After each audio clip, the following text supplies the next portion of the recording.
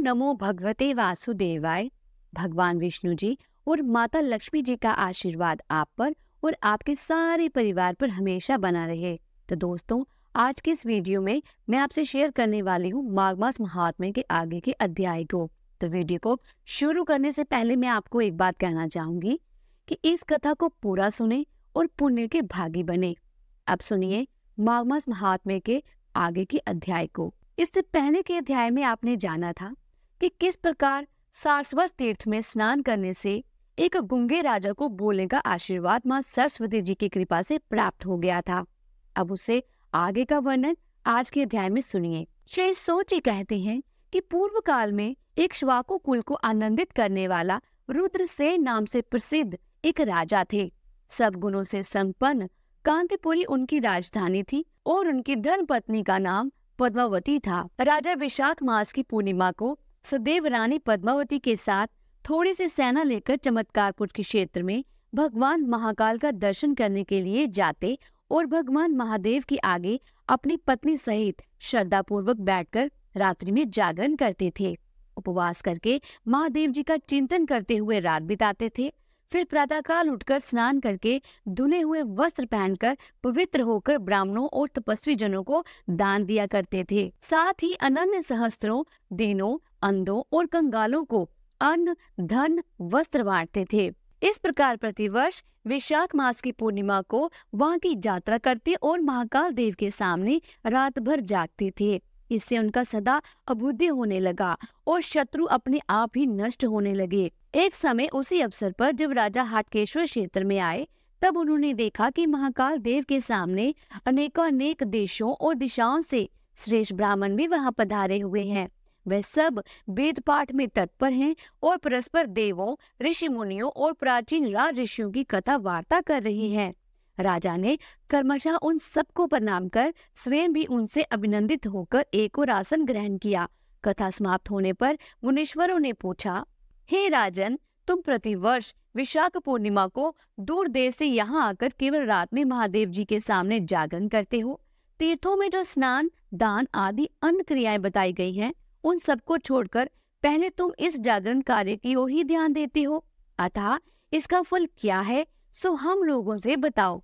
तब राजा ने कहा, हे विप्रवरों, आप लोगों ने जो पूछा है वह यद्यपि गोपनीय रहस्य की बात है, फिर भी मैं आपसे अवश्य ही कहूंगा। प्राचीन काल की बात है, मैं वैदेशी नगर के वैश्य कुल में उत्पन्न हुआ था। मेरे पास उस समय धन का सर्वथा अभाव था। मेरे भाई बंधु पग पग पर मेरा निरादर करते थे और अंत में उन्होंने मुझे ही त्याग दिया। मैं अपनी पत्नी को साथ लेकर प्रदेश को चला गया। सौराष्ट्र देश को धन धान्य से संपन्न सुनकर मन में उसी का ध्यान करते हुए चला गया। रास्ते में भिक्षा का अन्न भोजन करता हुआ मैं क्रमशः आगे बढ़ते बढ़ते अनार्थ देश में चमत्कारपुर के समीप आ पहुंचा। वहां मैं स्वच्छ जल से भरा हुआ एक सरोवर देखा और थकावट से बहुत कष्ट तो मैं पा ही रहा था। वहां पहुंचकर मैंने उस सरोवर के शीतल जल से स्नान किया। उसके बाद मेरी पत्नी मुझसे कहने लगी, हे नाथ, इस जलाशय से कुछ कमल संग्रह कर लीजिए, जिससे आज का भोजन चले। ये पास ही इंद्रपुरी के समान मनोहर नगर दिखाई देता है, वहां चलकर इन कमलों को बेच लेना चाहिए। तब मैं बेचने के लिए बहुत सारे कमल इकट्ठे कर लिए और चमत्कारपुर में आकर सब और घूमा, किंतु कोई भी मनुष्य उन कमलों को खरीदता ही नहीं था। भूख के मारे मैं दुर्बल हो रहा था, मेरा गला सूख गया था। उस समय सूर्यास्त हो गया था। तब मैं वैराग्य भाव को प्राप्त होकर पत्नी के साथ एक टूटे फूटे मंदिर में गया और उन कमलों को पृथ्वी पर रखकर लेट गया। फिर आधी रात बिताने पर मैंने गाने की ध्वनि सुनी। तब मेरे मन में विचार हुआ कि निसंदेह आज यहाँ जागरण का पर्व है, इसलिए चलूं। अगर कोई मेरे इन कमलों को मूल्य देकर ले लेगा तो भोजन की व्यवस्था भी हो जाएगी। ऐसा निश्चय करके उन सभी कमलों को उठाकर मैं अपनी पत्नी के साथ, जहाँ से उस गीत की सुंदर ध्वनि आ रही थी, उसी ओर चल दिया। वहां जाने पर मैंने देवताओं के स्वामी भगवान महाकाल को श्रेष्ठ ब्राह्मण द्वारा पूजित होते हुए देखा। वह ब्राह्मण भगवान के आगे बैठकर जप और गीत में लगे हुए थे। कोई नृत्य करते, कोई गीत गाते, कोई होम करते और कोई धार्मिक उपाख्यान कर रहे थे। तब मैंने एक व्यक्ति से पूछा, जहाँ क्यों जागरण किया जाता है? उसने कहा, आज भगवान महाकाल की प्रसन्नता के लिए उपवास परायण ब्राह्मणों द्वारा भक्ति भाव से जागरण किया जाता है। आज विशाख मास की पूर्णिमा तिथि है। इस समय जो मनुष्य भगवान महाकाल के आगे भक्ति पूर्वक जागरण करता है, वह निश्चय ही स्वर्ग लोक को प्राप्त होता है। तब मैंने कहा, हे भद्रपुरुष, मेरे पास कमल के फूल हैं, इन्हें ले लीजिए और बदले में कुछ मूल्य मुझे दे दीजिए, जिससे मेरा भोजन चले। तब उसने 3 पल स्वर देना चाहा। ये देखकर मैंने सोचा, इस स्वयं ही क्यों ना इन कमलों से देवेश्वर महादेव जी की पूजा करूं। लगता है पूर्व जन्म में मेरे शरीर से कोई भी पुण्य कर्म नहीं हुआ था, इसलिए इस जन्म में मुझे ऐसी दुर्गति भोगनी पड़ रही है। किंतु क्या करूं, मेरी प्रिय वंदनी पत्नी का गला भूख के मारे सूखा जा रहा है और इसमें संदेह नहीं है कि अगर अन्न ना मिला तो ये कल तक जीवित भी नहीं रहेगी। इस प्रकार चिंता में पड़े हुए मुझसे मेरी पत्नी ने कहा, हे नाथ, धन के लोभ से कमल को मत बेचो। आज अपने पास अन्न न होने से स्वतः उपवास व्रत का योग लग गया है।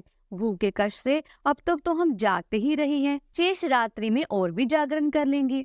हमने सरोवर में दिन के समय स्नान करके देह पूजन तो किया ही था, इस समय भी इन कमलों से हम भगवान महाकाल का पूजन करें, इससे हम दोनों का ही परम कल्याण होगा। पत्नी के ऐसा कहने पर फिर हम दोनों ने बड़ी प्रसन्नता के साथ कमल पुष्पों से महादेव जी का पूजन किया।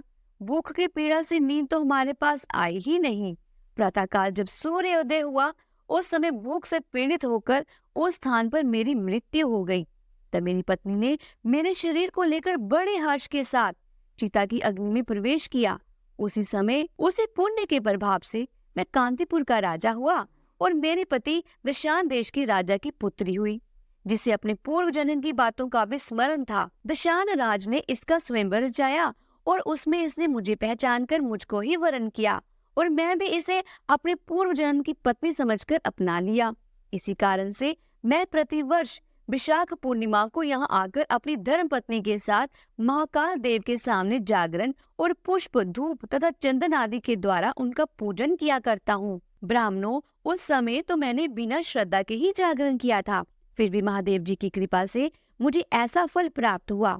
अब मैं जो श्रद्धा पूर्वक शास्त्रोक्त की विधि से जागरण कर रहा हूँ, इसका फल भगवान मुझे कितना उत्तम देंगे, ये तो मैं स्वयं भी नहीं जानता। ये सुनकर वह आए हुए श्रेष्ठ ब्राह्मणों ने राजा को अनेक बार साधुवाद किया और इस प्रकार कहने लगे, हे राजन, आपने ठीक कहा है। भगवान महाकाल की कृपा से इस धरती पर कोई भी वस्तु दुर्लभ नहीं है, इसलिए हम भी प्रतिवर्ष श्रद्धा से यहाँ रात्रि जागरण किया करेंगे। उसके बाद राजा और उन ब्राह्मणों ने बड़े हर्ष के साथ गीत, वाद्य, नृत्य, धर्म कथा आदि कार्यों को करते हुए महाकाल जी के समीप रात भर जागरण किया। प्रातःकाल उठकर राजा ने महाकाल का पूजन किया और उन सब ब्राह्मणों से आज्ञा लेकर सेना सहित अपनी पुरी को प्रस्थान किया। फिर समय अनुसार शरीर का अंत होने पर उन्होंने जरा और मृत्यु से रहित परम पद को प्राप्त किया। श्री सूत जी कहते हैं कि हे महर्षियों, इस प्रकार मैंने आप लोगों के समक्ष भगवान महाकाल के उत्तम महात्म्य का वर्णन किया है, जो सब पापों का नाश करने वाला है। श्री सूत जी कहते हैं कि हे महर्षियों, उस क्षेत्र में एक महापुण्यदायक कुंड भी है, जिसके तट पर कलशेश्वर देव का निवास है। उनका दर्शन करने से मनुष्य सभी पापों से मुक्त हो जाता है। प्राचीन काल में कलश नाम से प्रसिद्ध एक यदुवंशी राजा हुए।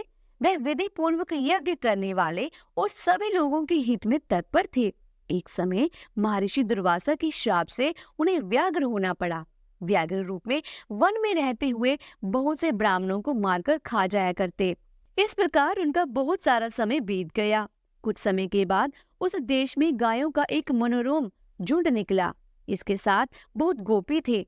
उस झुंड में एक नंदिनी नामक धेनु थी, जिसके थन बहुत मोटे थे और जो खड़ों खड़ों दूध दिया करती थी।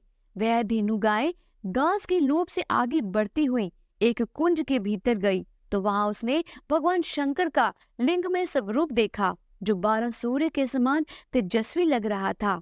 गौ ने बड़ी श्रद्धा के साथ वहीं खड़े होकर उस शिवलिंग को स्नान करने के लिए उस पर बहुत दूध की धारा बहाई।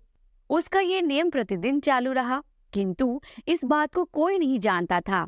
एक दिन उस स्थान पर तीखी दाढ़ वाला वही व्याघ्र और देवयोग से नंदनी गाय पर उसकी दृष्टि पड़ गई। तब गौओं के समुदाय में बंधे हुए अपने छोटे बछड़े की याद करके वह बड़े ही करुण स्वर में विलाप करने लगी। फिर उसने अपने मन ही मन में कहा कि जो सत्य और शिव भक्ति से प्रेरित होकर मैं भगवान शिव को स्नान करने के लिए यहाँ आई थी, उसी के प्रभाव से मुझे अपने बछड़े से मिलने का अवसर प्राप्त हो। इस प्रकार नंदनी जब करुण विलाप कर रही थी, उसी समय व्याघ्र ने हंसकर कहा, अरे अब तो तू पूर्णतः मेरे वश में है, क्यों व्यर्थ विलाप कर रही हो? तब नंदनी बोली, मैं अपने लिए विलाप नहीं करती। भगवान शिव की पूजा के लिए आने पर अगर मेरी मृत्यु भी हो गई तो ये मेरे लिए शुभदायक ही होगी, किंतु मेरा बछड़ा जो गौओं के झुंड में बंधा हुआ है मेरे लौटने की राह देखता होगा। वह अभी मेरा दूध पीकर ही जीवित रहता है। सोचती हूँ कि मेरे बिना वह कैसे जीवित रहेगा। हे महाव्याघ्र, मेरे बेटे के लिए मेरे हृदय में स्नेह उमड़ आया है, इसलिए आज तो मुझे छोड़ दो। मैं अपनी सखियों को सौंप कर फिर तुम्हारे पास जल्द ही लौट आऊंगी। व्याघ्र कहने लगा, तुम तो इस समय मृत्यु के मुख में आ गई हो। अब अगर किसी प्रकार बचकर निकल जाओगी तब फिर वापस उसी मृत्यु के मुख में भला कैसे लौट कर आओगी? तब नंदिनी ने कहा कि मैं तो तुम्हारे पास अवश्य लौट कर आऊंगी।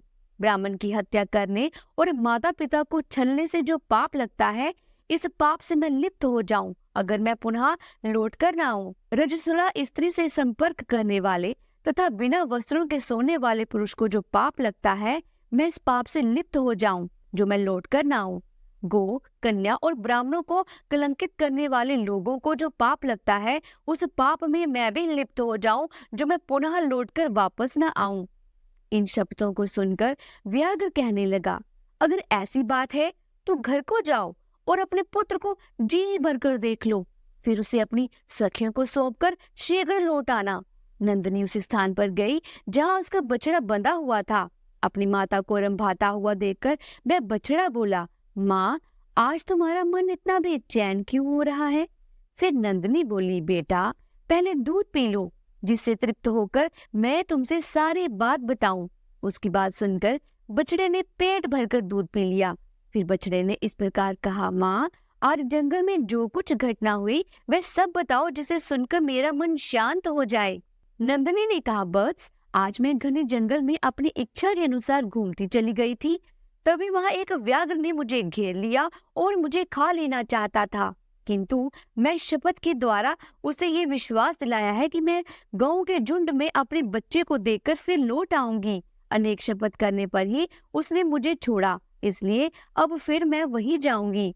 बछड़ा कहने लगा कि माँ, आज तुम जहाँ जाओगी वहीं मैं भी चलूंगा। अगर तुम्हारे साथ वह व्याघ्र मुझे भी मार डालेगा तो मात्र भक्त पुरुषों की जो गति होती है वही निश्चय पूर्व मुझे भी मिल जाएगी। बालकों के लिए माता के समान दूसरा कोई बंधु नहीं, और माता के समान कोई रक्षक भी नहीं, और माँ के समान दूसरी कोई गति नहीं है। माँ के समान कोई पूज्य गुरु नहीं, माँ के समान स्नेही सखा नहीं, और माँ के समान इस लोक या परलोक में कोई देवता नहीं है। फिर बछड़ा आगे कहने लगा कि ऐसा मानकर श्रेष्ठ पुरुषों को सदा अपनी माता के प्रति भक्ति रखनी चाहिए। जो पुत्र मातृभक्ति को ही प्रजापति निर्मित परम भक्त मानकर सदा उसका आचरण करते हैं, वे परम गति को प्राप्त होते हैं। इसलिए तुम इस गौओं के झुंड में रहो, मैं ही व्याघ्र के पास जाऊंगा और मैं अपने प्राण देकर तुम्हारे प्राणों की रक्षा करूंगा। नंदिनी ने अपने बछड़े की बात सुनकर कहा, बेटा, आज के दिन मेरी ही मृत्यु नियत है, तुम्हारी नहीं। फिर तुम अपने प्राणों से मेरे प्राणों की रक्षा कैसे कर सकते हो? बस तुम्हें तो अपनी माँ के उपदेश का ही पालन करना चाहिए। वन में घूमते समय कभी तुम प्रमाद मत कर बैठना। अधिक लोभ होने से इस लोक और परलोक में भी देहधारी का नाश ही होता है। लोभ से मोहित पुरुष समुद्र में, घोर जंगल में और भयानक रणभूमि में भी प्रवेश कर जाता है। लोभ, प्रमाद और सब पर विश्वास, इन्हीं तीन दोषों से प्रत्येक प्राणी बंधता और मारा जाता है। इसलिए लोभ ना करे, प्रमाद में ना पड़े और हर एक पर विश्वास ना करे। पुत्र, तुम्हें सदा प्रयास करके घने वन में भ्रमण करते समय संपूर्ण हिंसक जीवों से अपने शरीर की रक्षा करनी चाहिए। दुर्गम स्थान में अगर तिनके और घास आदि हो, किसी प्रकार भी उसमें चरना नहीं चाहिए। अपना झुंड छोड़कर कभी अकेले नहीं जाना चाहिए। इस प्रकार अपने बछड़े को समझाकर और उसे बार बार चाटकर नंदिनी ने अपनी सखियों के पास वन में जाकर कहा, बहनों, मेरी बात सुनो। आज मैं अपने झुंड से थोड़ी दूर घूमती हुई एक घने और निर्जन वन में चली गई। वहां मुझे एक व्याघ्र ने पकड़ लिया, परंतु अनेक प्रकार के शब्दों द्वारा उसे विश्वास दिलाकर मैं तुम लोगों से मिलने और अपने बच्चों को आखिरी बार देखने के लिए आई हूँ। इस समय बच्चों को देखा, बात की और इस कर्तव्य का उपदेश भी दिया। अब इसे तुम्हारे हवाले करती हूँ। इसको अपना ही बच्चा समझना। जानकर या अनजाने में मैंने तुम लोगों का जो कुछ भी अपराध किया हो वह सब कृपा पूर्वक क्षमा करना। मेरा यही दूध मुहा बच्चा आज से अनाथ हो रहा है। इस दीन, दुखी, दुर्बल और मात्र शोक से सत तत्व बालक का तुम सब लोग मिलकर पालन करना। अगर यही विषम स्थान में घूमता हो, दूसरे किसी झुंड में जाता हो या ना करने योग्य कार्य में संलग्न रहता हो तो तुम सदा इसे रोकती रहना। अब मैं जहाँ व्याघ्र मेरी प्रतीक्षा में खड़ा है वहां जाऊंगी। ये सुनकर दूसरी गायों ने कहा कि नंदिनी, तुम किसी प्रकार भी वहां मत जाओ। हंसी में या स्त्रियों के बीच में, विवाह काल में, प्राण संकट के समय तथा सर्वस्व का अपहरण होते समय, इन 5 समय में कही गई असत्य बातें पाप नहीं मानी गई हैं, इसलिए तुम्हें वहां नहीं जाना चाहिए। नंदिनी ने कहा कि सखियों, दूसरों के प्राण बचाने के लिए वैसा असत्य ठीक हो सकता है, परंतु अपने प्राणों की रक्षा करने के लिए साधु पुरुष असत्य भाषण की प्रशंसा कभी नहीं करते। ये संपूर्ण लोक सत्य पर ही विराजमान है। धर्म भी सत्य के ही आधार पर स्थित है। समुद्र सत्य वचन से ही कभी अपनी सीमा का उल्लंघन नहीं करता। दैत्य राज बलि भगवान विष्णु को भूमि दान करके स्वयं पाताल में चले गए हैं। अपने उस सत्य वचन में स्थित होने पर वह पुनः वहां से बाहर नहीं निकलते। जो किसी बात की प्रतिज्ञा करके उसका ठीक ठाक पालन नहीं करता, उस चोर और अपवित्र बुद्धि वाले पुरुष ने कौन सा पाप नहीं किया।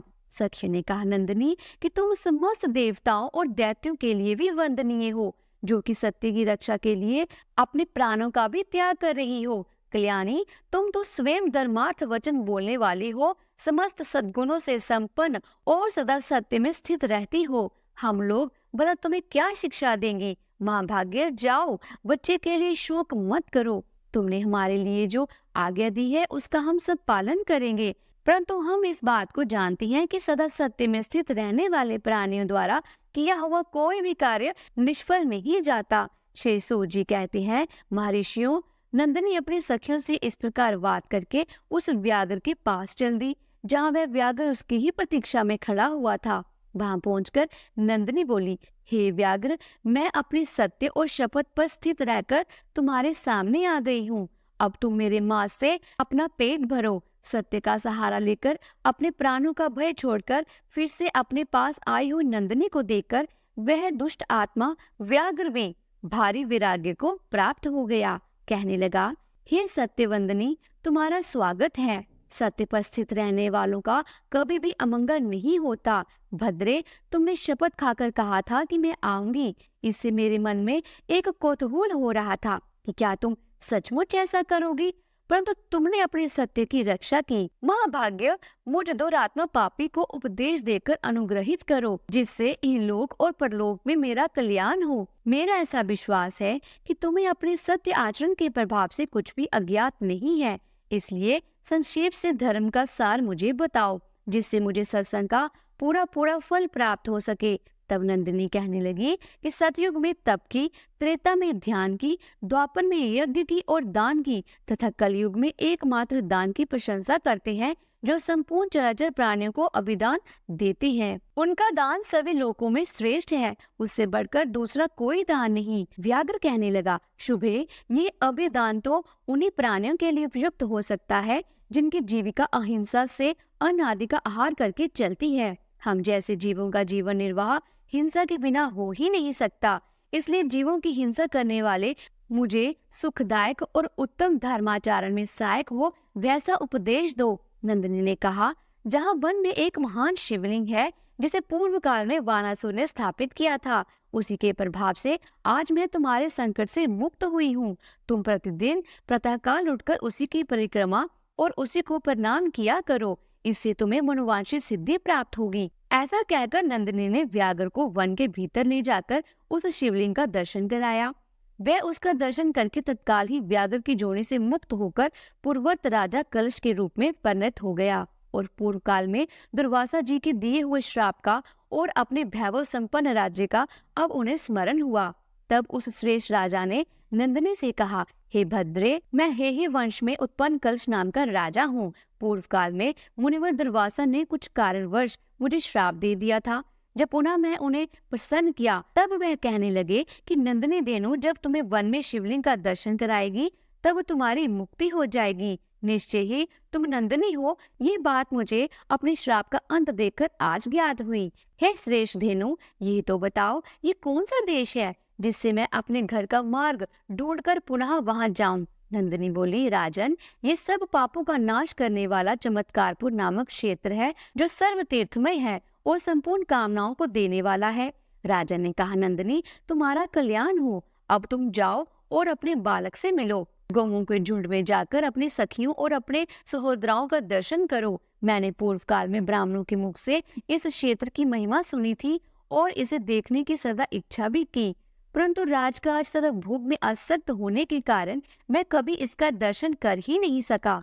आज जब ये तीर्थ स्वयं ही मुझे प्राप्त हुआ है तो अब मैं इसे छोड़कर नहीं जा सकता। परम सौभाग्य की बात है जो महात्मा दुर्वासा ने मुझे श्राप दिया, अन्यथा इस उत्तम क्षेत्र की प्राप्ति मुझे कैसे होती। ऐसा कहकर राजा ने नंदिनी को विदा कर दिया और स्वयं दिन रात उस शिवलिंग का ध्यान करते हुए वहीं रहने लगे। उन्होंने भगवान शिव के लिए कैलाश शिखर के समान गगनचुंबी मंदिर बनवाया और उन्हीं के आगे बैठकर बड़ी भारी तपस्या की।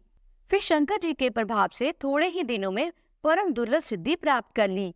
जो मनुष्य मार्गशीर्ष मास में वह भक्ति पूर्वक गीत और नृत्य आदि का आयोजन करवाता है वह परम गति को प्राप्त होता है। हे ब्राह्मण, इस प्रकार मैंने तुम्हें कलशेश्वर जी के महात्म्य का वर्णन सुनाया है जो सब पातकों का नाश करने वाला है। बोलिए श्री कृष्ण भगवान की जय। आज के माघमास महात्म्य में बस इतना ही। इसके आगे का वृत्तांत आप अगली वीडियो में जरूर सुनिएगा। अगर आपको आज की वीडियो अच्छी लगी हो तो वीडियो को लाइक करें और अगर आप चैनल पर पहली बार आए हैं तो चैनल को सब्सक्राइब करके बेल आइकन के बटन को प्रेस कीजिएगा। जल्द ही मिलती हूँ अगले अध्याय के साथ। तब तक के लिए राधे राधे।